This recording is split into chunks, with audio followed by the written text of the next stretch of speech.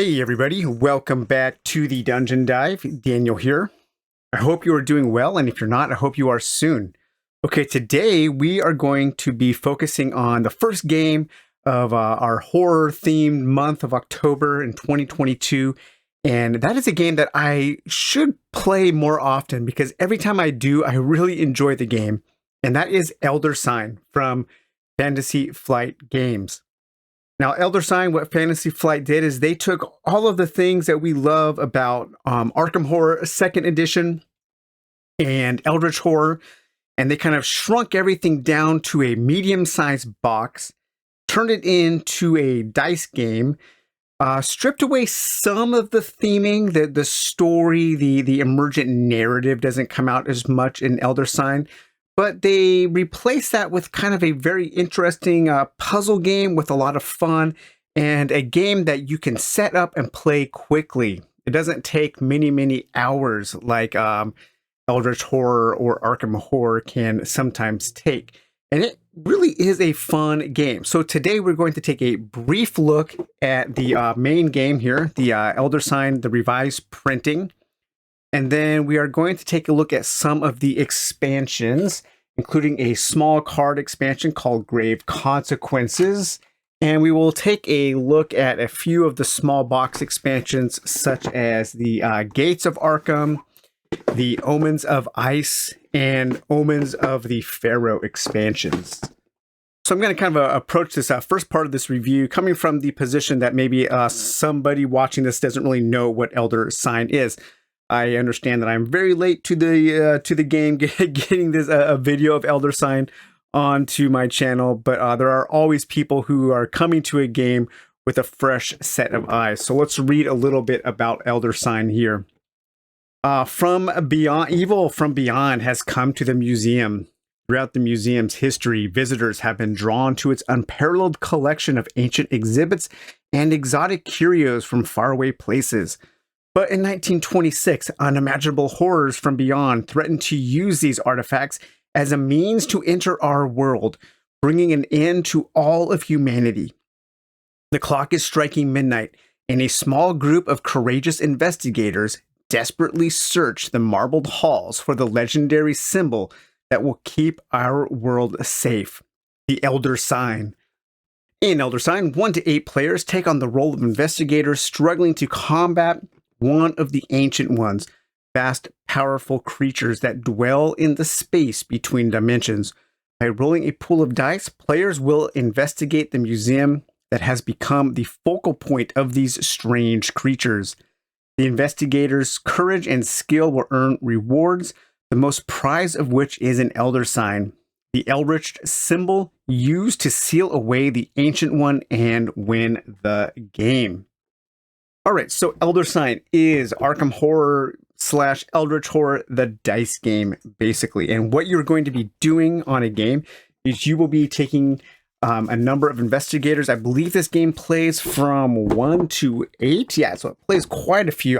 Don't think I would ever play it with 8 players. I like to play it solo with 2 or 3 investigators. I have a lot of fun like that. You get a whole bunch of investigators. So this stack of investigators is a mix between what is in the base game and what is in the first kind of like must-buy expansion we'll be taking a look at, and that is the Gates of Arkham.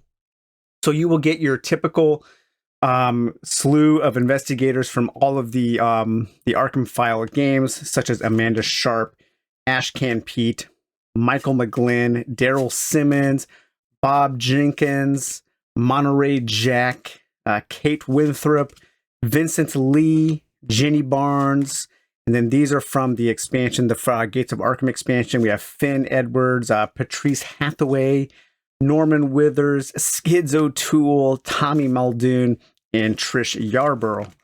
And then the investigators in this game are pretty simple. We have 2 kinds of health, of course. We have our sanity health and our physical health. And then each of the investigators has a special ability that they can use, and each of the investigators has a number of starting items. So you have like common items and clues, unique items, spells, and that kind of thing.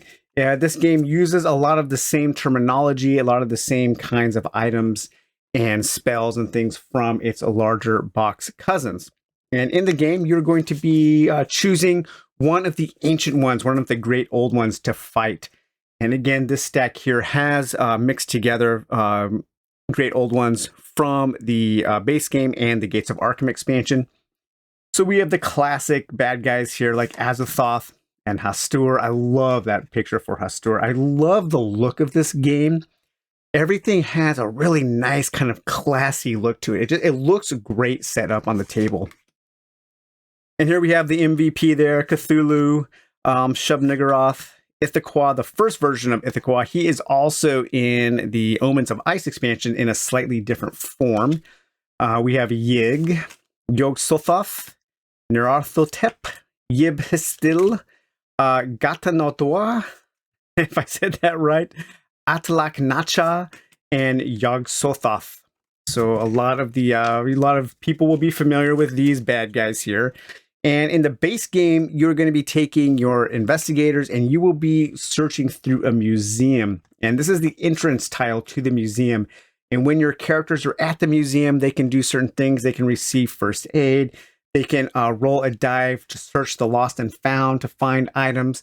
And they can trade in their trophies for adventures that they have solved, for adventures they have overcome, and they can trade those trophies in for certain items, because you really want to try to get items in this game, items and spells and allies, because those are the things that you're going to be using to manipulate your die rolls. And your dice rolls are very important in this game. It's almost kind of like a Yahtzee style dice game, and it is very important to have lots of ways to manipulate those dice rolls. And in the game, you will be, once you have chosen your ancient one, your great old one there, you will be setting up 6 of these different adventure cards. And these adventure cards are all, in the base game, are all set inside a museum. And the backs are all the same, and the fronts will have a little bit of flavor text. They will have a name of their location. You will have a point value there that tells you how many trophy points this particular adventure is worth. The more points, the harder it is to solve. And then you will have a series of tasks that you have to solve by rolling dice. You have to solve each task on an adventure card in one turn in order to complete that adventure. If you fail to do so, you take the bad stuff. If you are able to do so, you get the good stuff. And those are rewards like getting more clues. Sometimes you will open gates to other worlds. And these are kind of like more powerful locations. Mythical locations such as Yoggoth, you can be lost in space and time, Great Hall of Silano, the City of the Great Race, Ancient Egypt, Unknown Kadath, Relay, Ancient Sarnath, Another Dimension, the Great Temple, the Plateau of Lang, the Dreamlands, and the City of Gugs. So yeah, once again, just absolutely love the look of this game. I love setting this game up. It always looks so cool. But on a typical adventure card, you will have a few different tasks that you have to solve, and you solve those by rolling dice. And typically, you're going to roll all 6 of your green dice. In a typical game, you will have 6 different adventure cards, 6 different locations set out that you can move your character to, and then you have to do these in a certain order. Sometimes some of the adventure cards will have an arrow pointing down, and that means that you have to do these in a certain order. If that arrow is not present, then you can attempt to accomplish each one of these tasks in a different order. So to accomplish this task, we have to roll 1 skull. To accomplish this task, we have to roll 1 of the terror symbols. And to accomplish this task, we have to roll 7 clues. And there are various numbers of clues from 1, 2, and 3. And the green dice is kind of like, these are the green D6. These are your basic dice pool here. Sometimes you will have items that will allow you to add a more powerful yellow D6. And sometimes you will even be able to add an even more powerful red D6 to your dice pool. So let's say my investigator here was at the graveyard. I would take my dice, I would roll them, and I would look for a skull. And I would need a skull. Okay, so I would complete that task.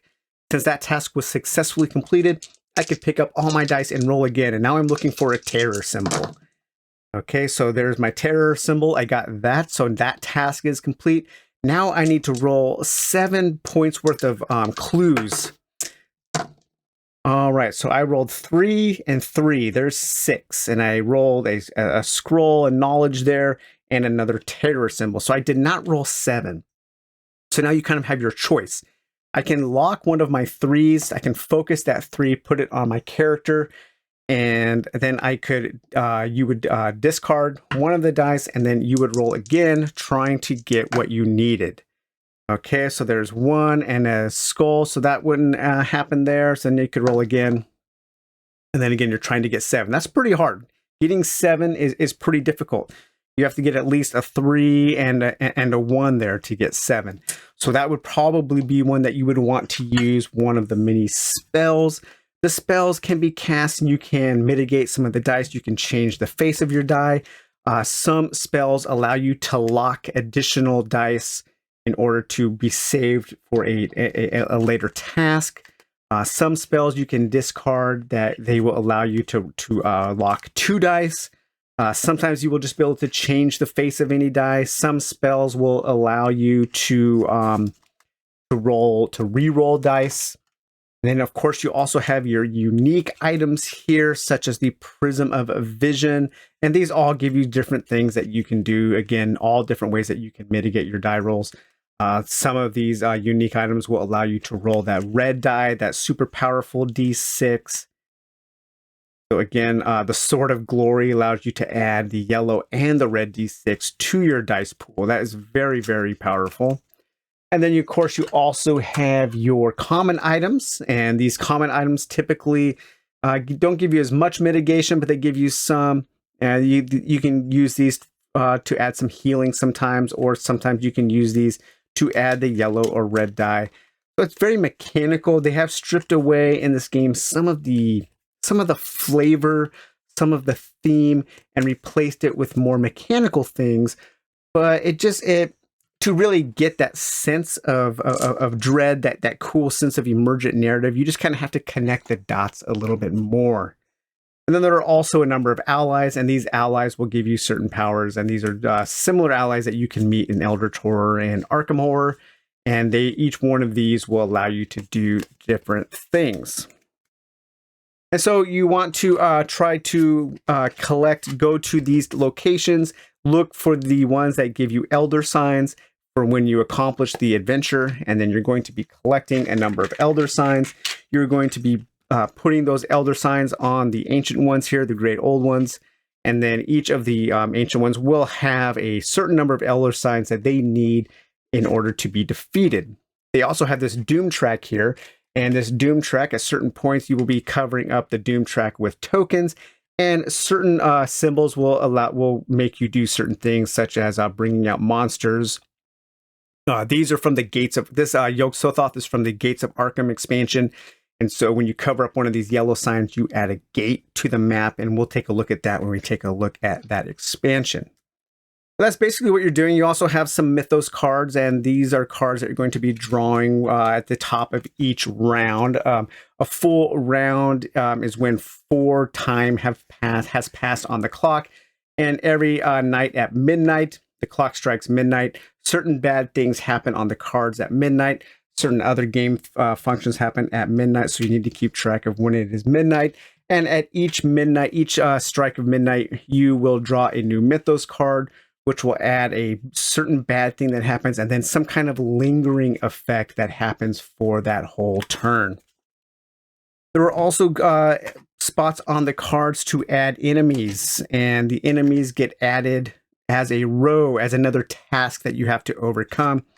Some of the cards don't have spaces for enemies, and you just add those at the bottom there. So each enemy is a whole nother task that you have to challenge. And you have things like cultists and a riot maybe that takes place. Here we have an elder thing that might come out. And so you have a lot of the same kind of thematic enemies that you will be facing off against, such as Shoggoths. And when you defeat those enemies, you will take those and you will add those trophies that you can use to spend at the museum's entrance. And there will be other opportunities also to spend trophies in during the game.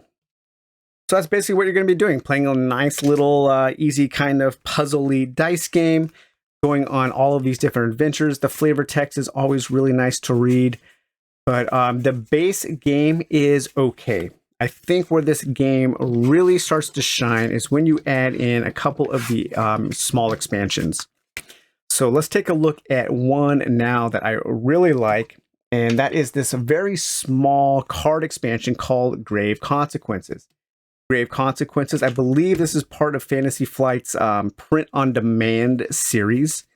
And one of the cool things it adds is this epic battle variant. So if you fail to add enough of the Elder Signs to defeat the Ancient One, and their Doom track fills up, then the Ancient One comes, it manifests itself, and you have to fight it just like in the other Arkham File games. But this deck of cards here adds some really cool things to that big standoff, and it adds a lot of theme. It gives the Ancient One and the Investigators different abilities, different things to do, different ways to interact with that final battle. And I always play with this deck because this deck makes that final battle so much more fun. It's a very simple expansion, but it's one that just adds a lot of theme and adds a lot of excitement to an end game, because sometimes in these games, the end game where you're just rolling a bunch of dice against the Ancient One feels a little anemic. Another thing that this expansion adds are these epitaphs, I believe they're called, and these are when an investigator dies in this game. It's not that big of a deal. You just keep playing. A player will draw a new investigator, but when they die, you will draw one of these cards, and you will place that character's token on this, and then something happens. You get a little story, and then something happens. So this expansion here, this small little micro expansion, gives death a little bit more of a thematic consequences to the death, to each death of the investigator, but also adds a little bit of a story, and sometimes some good things will happen when your characters die. For the surviving investigators will sometimes get a little something extra in order to help them along the way. That is super cool, a lot of fun. And then you also get a phobia deck, which you will draw these cards when your sanity goes down to 0. Instead of dying, you will draw one of these, and you will kind of come back with full sanity.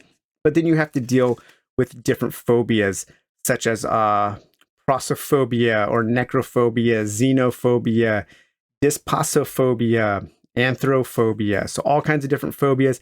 And then each one of these will give your character something negative that they have to deal, a negative consequence that they have to deal with from going insane. So this little expansion right here in a small deck of cards adds quite a bit to the game, and I think it is one of the most valuable expansions to use. So now let's take a look at some of the bigger box expansions. And the first one here is going to be Gates of Arkham. We've already taken a look at a little bit of the stuff from this expansion because of the investigators mixed in, the Ancient Ones mixed in, some of the other worlds mixed in, and then some of the items. But what this expansion does is it adds kind of a whole new way to play the game. And this is actually my favorite way to play this game. So one of the things it adds are these gates to other worlds. And these will affect the board in a certain way. And it adds its own Mythos deck. It also adds these cards here where you can join the Sheldon Gang, or you can join the Order of the Silver Twilight. So fans of the other Arkham File games will recognize those two factions there. You have your own deck of Mythos cards for when you're playing with the Gates of Arkham expansion. You use these Mythos cards instead of the other ones, and these are just a different set of Mythos cards that have different effects and new and terrible ways that the game can punish you. It also adds this deck of event cards, and certain adventure cards will have this red symbol there, and when you go to one of those cards, you will draw an event card. And these event cards, again, just add a nice little bit of flavor text and something that you have to deal with. Hot on the trail. The boot prints are still wet with foul seawater and lead you quickly to your quarry. After you spend a clue during the resolution phase, you may re-roll the dice a second time without spending an additional clue. So some of the events are good, some of the events are bad, but again, it just adds a little bit more of that theme back into the game that was kind of stripped away from the bigger Arkham file games. And the Gates of Arkham adds a whole new deck of adventure cards. So when you're playing with this expansion, you only use these adventure cards.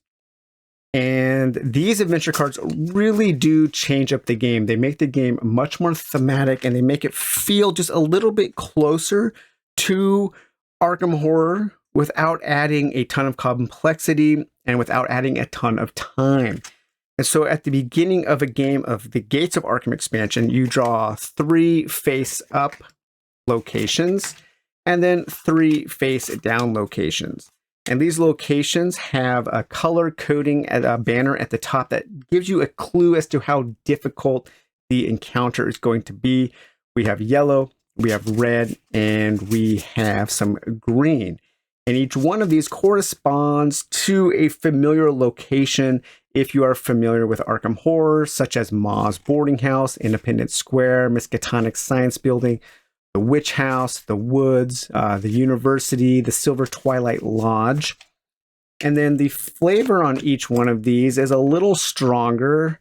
I like the flavor text writing on these cards quite a bit. And again, I love the art. I love the way this game, it just looks so cool set up. And then you will have different things that you can do if you are a member of one of those factions, the gang or the Twilight Lodge. Sometimes you will be able to just straight up complete a task if you are a member of that gang, of that faction.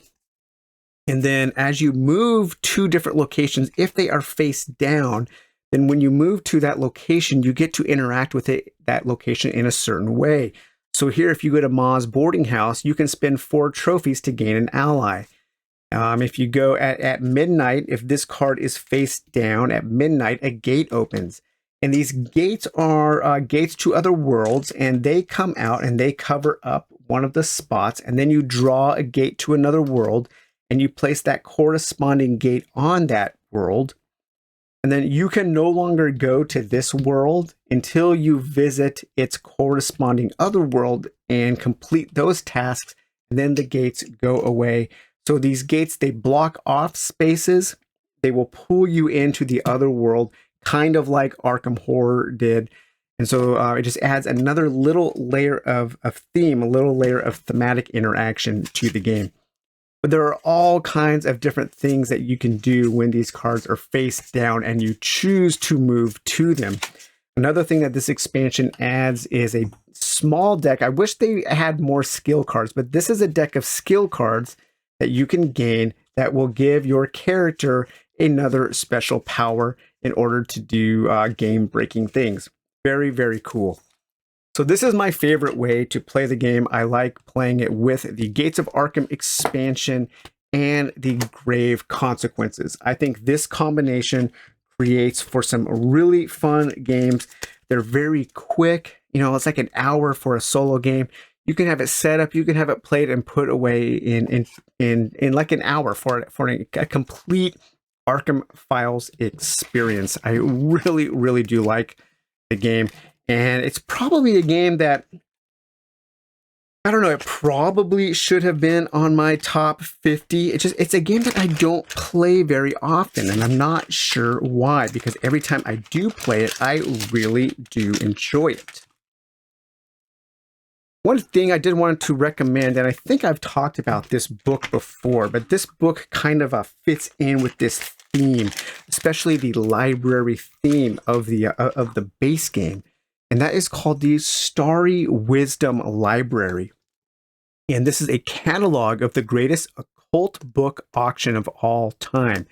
So this book is a book about fictional books like the Necronomicon, like the play The King in Yellow.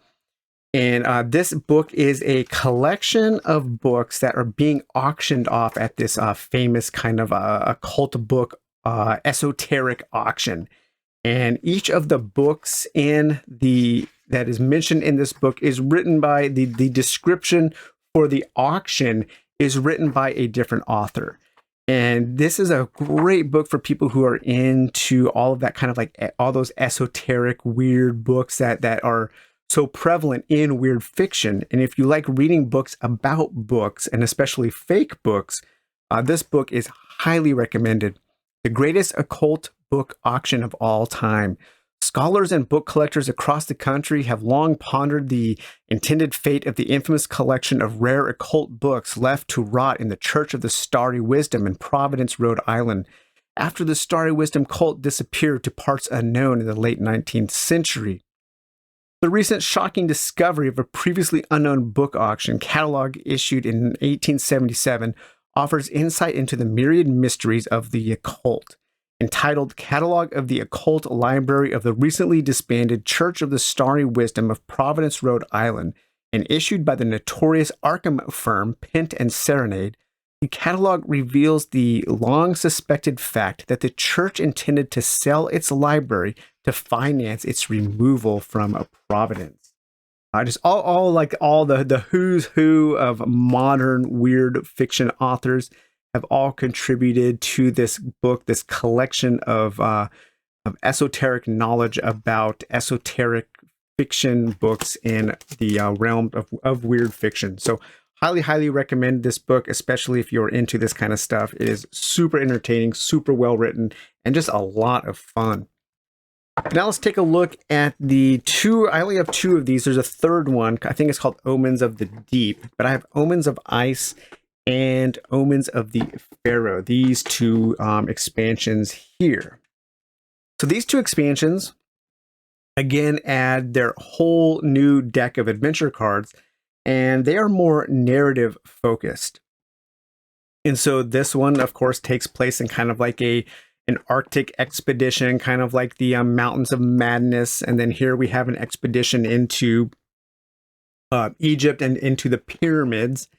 And these will add, again, a whole new deck of adventure cards, similar to those in Gates of Arkham. They are a little bit more advanced in that they have things on the back of the card that you can interact with when the card is face down. Each one of these expansions also has a number of special adventure cards, and these get revealed at certain points, and these kind of have an ongoing story. The Omens in the Ice, the adventure cards here are in two different stages. So you have stage 1 and stage 2. The cards in stage 1 are a little bit easier, and that is the first half of the game.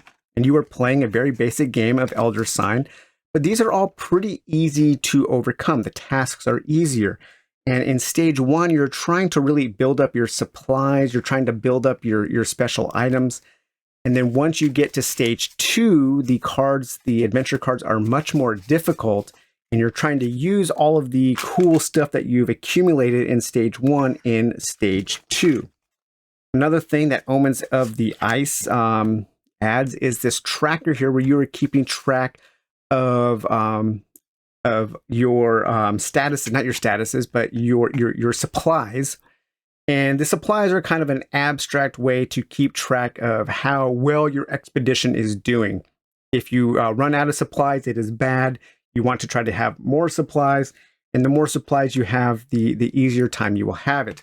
You also have this track down here, which keeps track of the days of the expedition, and it keeps track of the storm, the weather, and you have these storm tokens here. And at certain times during the game, these storm tokens will be added to adventure cards. And when you flip those over, then you have to deal with that, and you will sometimes lose a spell. You will lose some of your items. Sometimes they will generate monsters that will come out. And the best thing that can happen in a storm is if it's just blank and nothing happens to you there. We have a new expedition card. So this is where you're going to be starting. This is your base camp. This is where you can spend your trophies. And then this expansion also comes with a number of investigators here, such as Silas Marsh, Tony Morgan, Ursula Downs, Rex Murphy, Lily Chen, Charlie Kane, Wendy Adams, and Agnes Baker. So I just played a game with Agnes Baker and Wendy Adams. This expansion also comes with its own deck of Mythos cards. And this deck of Mythos cards is a little bit different in that it doesn't have lingering effects, but each Mythos card has two things, and the players have to choose one or the other. So it's kind of like pick your poison there. And then you also get a number of kind of Arctic-based, cold-based enemies that you can fight. And you get 3 new great old ones here. You get a different version of Ithaqua, you get Ron Tigoth, and then Rim Sycorth, one of the giant worms there. So very thematic. This one kind of tells a more cohesive story in the flavor text. These games, the Omens expansions, I think they take a little longer. So if you want a little longer game, a little more involved game, something that you can spend a little bit more time in getting into the theme, then you might want to pick up Omens of Ice or Omens of the Pharaohs. And Omens of the Pharaohs is also very similar, except it is Egyptian based. And here you're going to be going on an expedition. You're going to be getting certain relics, and you're going to be putting those things on this expedition. And each time you place a relic on here, you will have you will unlock a certain bonus ability. You can also play with a deck of relics, and you can use this exhibit card here to add the deck of relics to any other game of Elder Sign that you are playing. And these are, again, super powerful kind of things that you can use for your game. This expansion also, again, adds its own Mythos deck. This expansion also adds a whole bunch of new adventure cards, new special adventure cards for when you progress through the story of the Dark Pharaoh and when you're at the pyramids. And then again, these adventure cards are set into 2 different stages. So the first stage, you are preparing for the second stage. And once again, just the art, the border of these cards, everything just looks so nice. It's such a classy looking game. I love setting this game up on the table. You also get a number of different investigators in this expansion: Carson Sinclair, Preston Fairmont, Agatha Crane, Father Mateo, Safina Rousseau, and Calvin Wright. You get a new entrance card for you can start in Cairo and then move on to Dashur. And then you also get 3 more ancient old ones here, the great old ones: the Haunter of the Dark, Nephron Ka, and Nerothotep. So if you're looking for something that adds some cool Egyptian theme and a little bit more focus on the narrative, a little bit more focus on the thematic qualities of the game, then Omens of the Pharaoh might be the expansion for you. So, all right, guys. Well, I hope you enjoyed taking this kind of like brief overview slash detailed look at Elder Sign. This is a great game. I really enjoy it. I always have fun playing it. I love the way that it incorporates this kind of like just dice rolling puzzly game with its theme. And it adds just all of those little things that we love about Arkham horror and Eldritch horror. And it just kind of like strips them down to their bare necessities. And it's a lot of fun. If you haven't played it yet, I do recommend, for the best experience, I think the best experience is the base game with the Gates of Arkham expansion. And then if you want to add just a little bit of spice on top, get the Grave Consequences expansion. Those 3 sets together make for some really, really fun times. All right, guys, I hope you enjoyed this video. We will talk to you later. Bye-bye.